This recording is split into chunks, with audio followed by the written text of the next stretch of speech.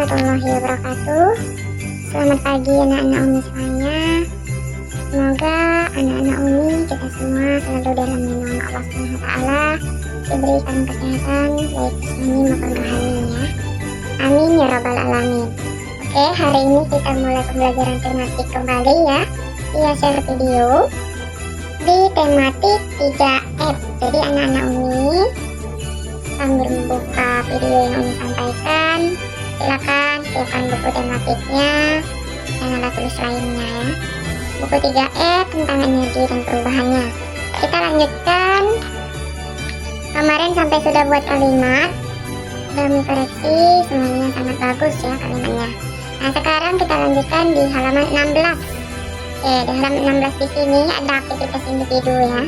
Jadi gambar nomor 1 itu ada gambar apa saja yang kamu amati. Nomor 2, tuliskan sumber energi yang ada di rumah. Yang ketiga, apa yang akan terjadi jika sumber energi di rumahmu habis. Keempat, sebutkan kewajiban yang harus kamu lakukan. Dan kelima, tuliskan usaha yang kamu lakukan untuk menghemat energi di rumahmu. Nah untuk aktivitas individu ini anak-anak kerjakan ya 1 sampai 5. Ini tunggu jawabannya di pojokan. Nah selanjutnya langsung buka halaman 18 pembelajaran ketiga.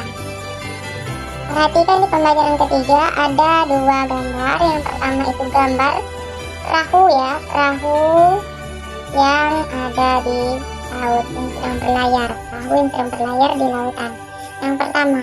Yang kedua itu orang mengisi bahan bakar minyak ya, bensin, membeli seperti itu.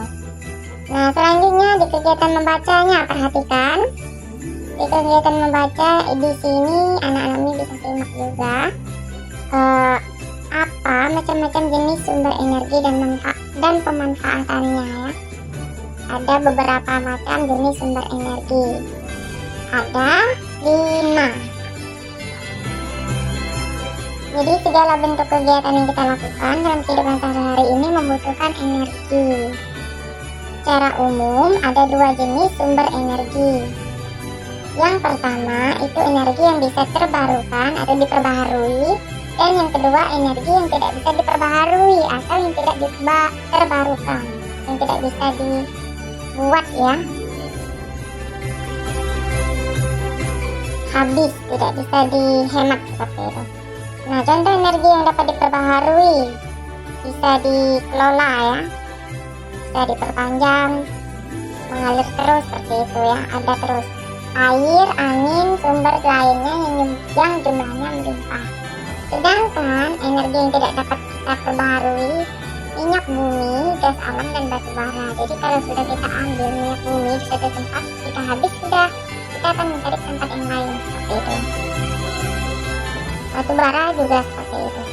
Nah dari keduanya ini sangat penting dalam menunjang kehidupan manusia, baik itu dalam perabotan rumah tangga ya, dan juga energi ini dapat diciptakan melalui pengolahan air, pengolahan angin, dan juga sebagainya.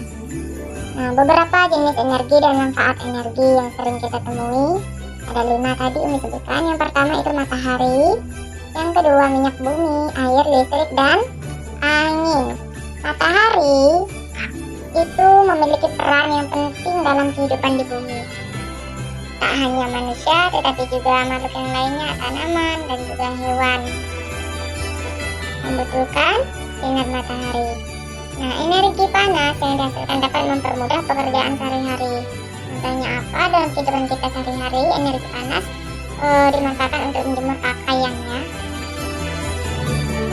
Bisa juga menyimpan panas matahari untuk dijadikan cadangan listrik. Ada listrik yang menggunakan cahaya matahari. Jadi kalau harinya itu panas, lampu ketika malamnya bisa hidup.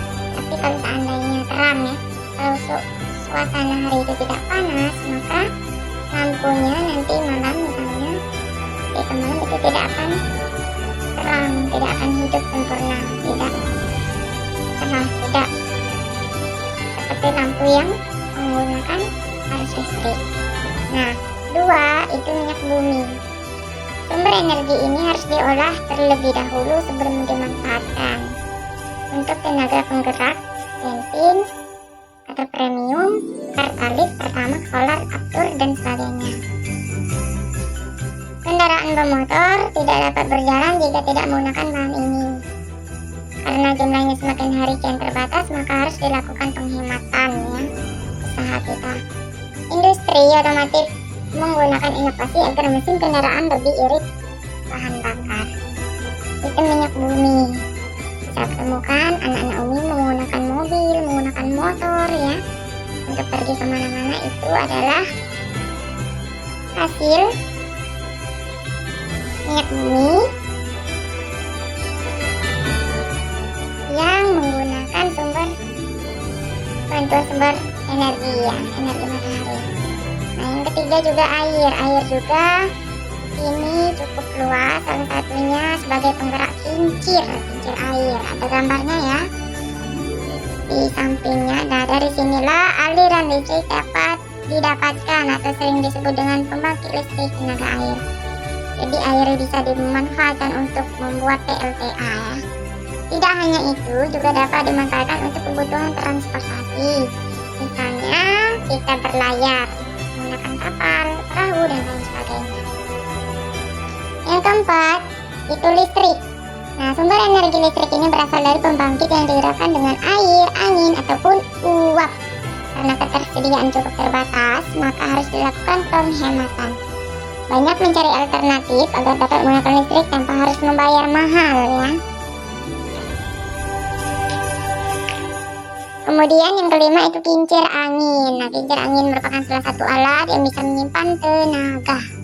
Penggerakannya adalah angin sehingga simpanan energi semakin besar. Angin juga dimanfaatkan untuk nelayan mencari ikan di tengah laut dan saat pulang ke daratan. Di mana tenaga angin ini merupakan jenis energi yang dapat diperbaharui ya. Jumlahnya cukup melimpah di bumi, angin atau udara. Jadi ada beberapa yang bisa diperbaharui, ada juga yang tidak bisa diperbaharui. Yang diperbaharui tadi adalah angin, air ya, bisa diperbaharui. Kalau tidak diperbaharui apa? Gas alam, batu bara, dan minyak bumi. Itu kalau tidak hemat maka bisa habis ya. Oke, selanjutnya coba lihat di halaman 21, mengenal satuan pengukuran waktu. Nah, coba lihat di sini ada 1 abad itu sama dengan 100 tahun ya. Pernah nggak kalian anak-anak Umi mendengar satuan waktu 1 abad? Jadi kalau 1 abad itu, orang bilang 1 abad itu 100 tahun. 1 dasawarsa itu 10 tahun dan 1 windu itu 8 tahun. Untuk selebihnya dari 1 tahun sampai 1 menit, Umi yakin semuanya sudah sering ya mendengar. 1 tahun itu 12 bulan, 1 tahun 365 hari, sampai 1 menit 60 detik. Yang kita baru ketahui itu adalah 1 abad, 1 dasawarsa, dan 1 windu. Nah, coba lihat di halaman 22. Nah, di sini ada kegiatan saat ayo menalar ya. Nomor 1. Di dalam kolom terdapat pasangan pernyataan terkait waktu berlangsungnya suatu kegiatan. Berilah tanda checklist atau centang untuk kegiatan yang berlangsung lebih lama. Ada A sampai E. Ada pasangannya ya. Jadi yang di checklist itu yang memiliki waktu durasi yang lebih lama. Umi contohkan di sini apa? Misalnya ayah, yang D ya. Ayah maulah pergi keluar kota selama 1 bulan. Ini durasi waktunya lah lama 1 bulan. Ibu Maya pergi ke Banyuwangi selama 5 hari. Ini juga termasuk lama ya. Jadi bisa di checklist D dan E. Kemudian lama belajar setelah istirahat adalah 3 jam pelajaran. Ini juga lama. Ayah Edo pergi ke Papua selama 2 minggu. Ini bisa di checklist. Kemudian ayah Manda pergi keluar kota selama 15 hari. Ini juga bisa di checklist. Nah, itu saja. Nah, nomor 4-nya coba lihat. Selesaikan nilai satuan waktu dengan melengkapi tabel berikut. 1 bulan ada A sampai L ya. 1 bulan itu 30 hari. Jadi 1 bulan sama dengan 4 minggu ya. 2 tahun sama dengan 24 bulan. B, 2 bulan sama dengan 60 hari ya, karena 1 bulan itu ada 30 hari, jadi 30 dikali 2 itu 60. 2 jam, 1 jam itu 60 menit. Kalau 2 jam, 6 dikali 2, 12, 120 menit. Yang F, 2 menit. 1 menit itu 60 detik. Kalau diubah jadi 2 menit ke detik, itu 6 kali 2, 12, 120 detik. Nah, untuk J sampai L itu anak-anak Umi isi sendiri. Oke, pembelajaran tematik kita sampai sini ya. Nah, simak video nyanyian yang berjudul Di Timur Matahari ciptaan W.R. Supratman. Silakan anak-anak Umi hafalkan ya nyanyiannya. Tugasnya di rumah, hafalkan, kemudian buat videonya kirim ke Umi. Tidak langsung hari ini, bisa dikumpul hari Jumat video nyanyinya ya. Oke, jika ada salah kata Umi mohon maaf, kepada Allah Umi mohon ampun. Wabillahi taufiq wal hidayah.